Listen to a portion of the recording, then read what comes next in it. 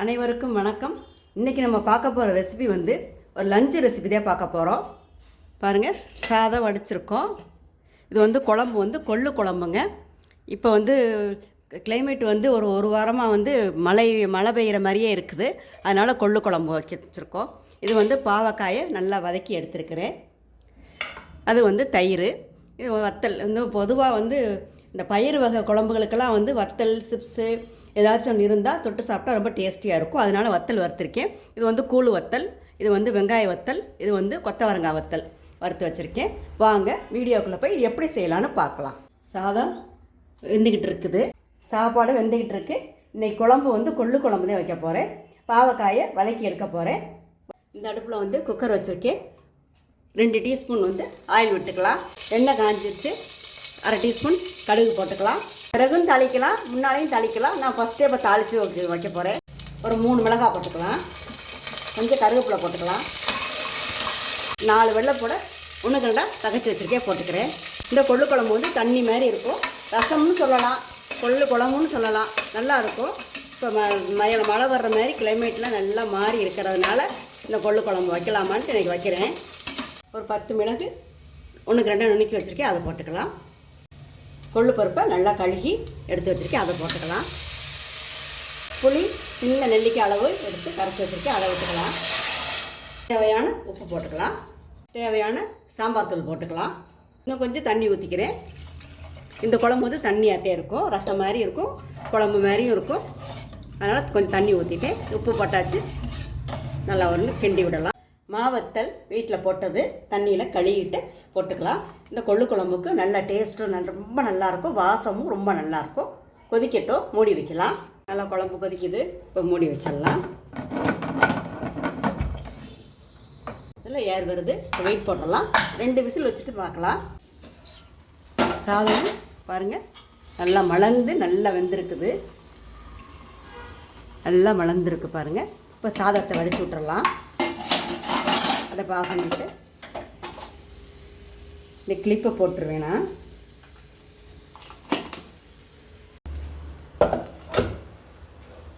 கிளிப்பை போட்டோம்னா எந்த இதுவும் சப்போர்ட்டும் வேண்டாம், நல்லா தண்ணி வடிஞ்சிரும்.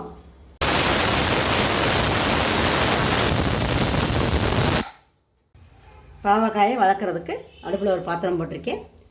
2 டீஸ்பூன் வந்து ஆயில் விட்டுக்கலாம். எண்ணெய் காஞ்சிருச்சு. 1/4 டீஸ்பூன் கடுகு போட்டுக்கலாம். வெடிக்குது. இந்த வெள்ளை பூண்டு ஒரு 4 தட்டி வச்சுட்டு போட்டுக்கிறேன். கொஞ்சம் கருவேப்பிலை, எல்லா இதுலேயுமே கருவேப்பிலை கொஞ்சம் நான் கூட சேர்த்தேன். வரமிளகா, கொஞ்சம் பெருங்காயம், பாவக்காயை போட்டுடலாம். கொஞ்சம் மஞ்சத்தூள் போட்டுடலாம். கொஞ்சம் உப்பு போட்டுடலாம். கொஞ்சம் தண்ணி விட்டு நல்லா பாவக்காய் வதக்கிறதுக்கு நல்லாயிருக்கும்.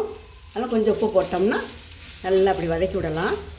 கொஞ்சம் தேவையான தண்ணி வந்து நல்லா காய் வேகிறதுக்கு நமக்கு வதங்கிறதுக்கு நல்லாயிருக்கும். மிதமான அடுப்பில் இருக்கட்டும். இப்போ மூடி வச்சு வேகட்டும். கொஞ்சம் இப்போ திறந்து பார்க்கலாம். பாருங்கள், இந்த தண்ணி, இந்த மூடியிலேருந்து வந்த தண்ணி இருக்கும்.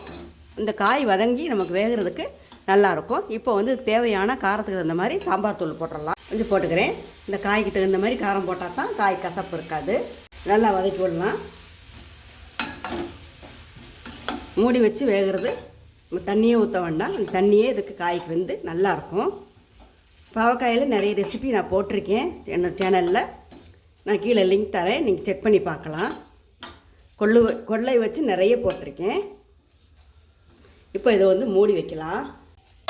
2 நிமிஷம் கழித்து ஒரு காய் எடுத்து நல்லா வதக்கி விடலாம். காய் வதங்கட்டும். நம்ம குழம்பு விசில்லாம் அடங்கிருச்சான்னு பார்க்கலாம். அடங்கிருச்சு, எடுத்துடலாம். சூப்பராக நல்ல மணமாக இருக்குங்க. நல்லா பருப்பெல்லாம் நல்லா மலர்ந்து நல்லா வெந்திருக்கு. இந்த மாங்காய்லாம் நல்லா வெந்திருக்கு. மாவத்தை போட்டால் நல்லா வெந்திருக்கு பாருங்கள். இதை ஒரு பாத்திரத்துக்கு நம்ம ட்ரான்ஸ்ஃபர் பண்ணி வச்சுக்கலாம். குழம்பு இதில் ட்ரான்ஸ்ஃபர் பண்ணிடலாம்.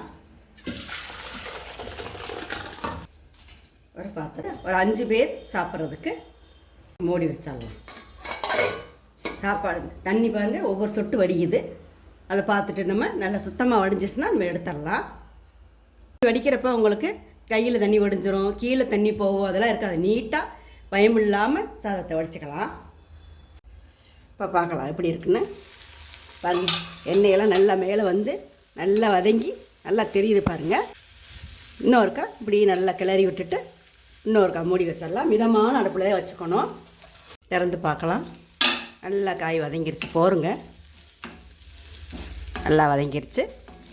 இப்போ பாத்திரத்தில் எடுத்து வச்சிடலாம்.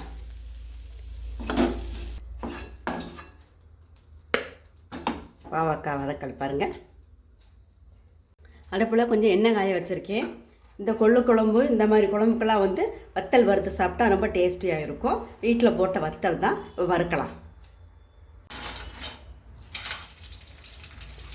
எல்லா வத்தலுமே என்னுடைய சேனலில் நான் போட்டிருக்கேன். நீங்கள் செக் பண்ணி பாருங்கள். எண்ணெய் நல்லா வடிஞ்சதுக்கப்புறம் இந்த மாதிரி எடுத்து வச்சுக்கணும். வெங்காய வத்தல் பொன்னிறமாக சொல்லுவாங்கள்ல அந்த மாதிரி வறுத்து எடுக்கணும். இது கொத்தவரங்காய் வத்தல். இதுவும் நல்லா சாப்பிட்றதுக்கு நல்லாயிருக்கும்.